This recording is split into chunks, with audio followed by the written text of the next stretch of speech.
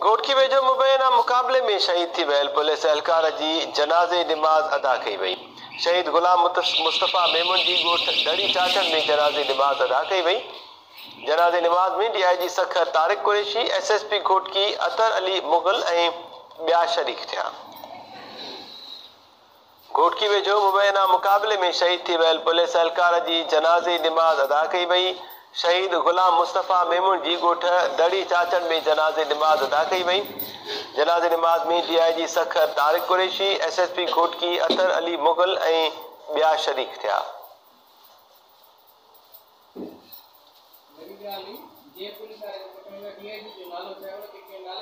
आदिलपुर मां वधीक तफ़सील मालूम कयूं था। टाइम न्यूज़ जे रिपोर्टर माजिद अली कलवर खां। माजिद, छा तफ़सील आहे हिन वटि?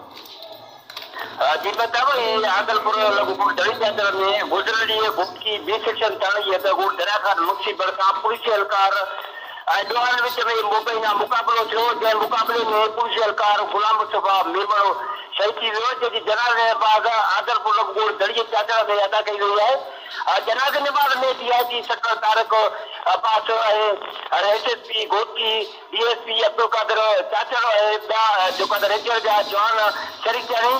जॾहिं DIG सखर सां टेनिस पारां जेको कयल सुवाल में त गुज़िरियल जजमेंट वांगुरु जेको आहे त घोटकी उबारो लॻो जेको आहे त चीफ इंस्पेक्टर ते पुलिस एहलकार सिद्धार्थ मलिक शहीद थियो।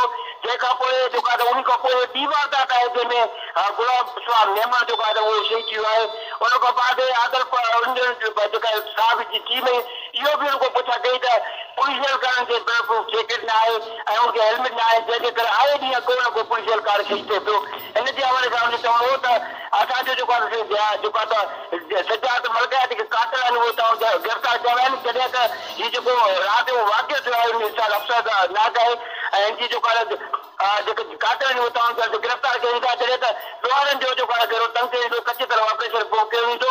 जॾहिं त DIG सखर पारां जनाज़े निमाज़ जेके शहीद थियल पुलिस एहलकार जे जेके वारसनि उनखे जेको आहे इनाम या कंहिं बि क़िस्म जो नौकरी या ॿियो ऐलान न कयो वियो। जी माजिद अली कलवर, महिरबानी तफ़सील ॿुधाइण जे लाइ।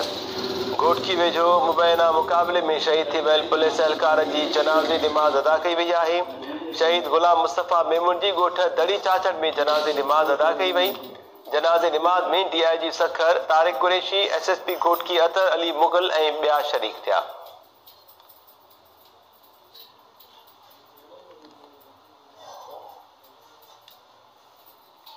टाइम न्यूज़ ते ख़बरुनि ऐं अपडेट्स जो सिलसिलो जारी आहे। वधीक अपडेट रहण जे लाइ विज़िट कयो असांजी वेबसाइट द timenews.tv। वठूं था शॉर्ट ब्रेक ऐं ब्रेक खां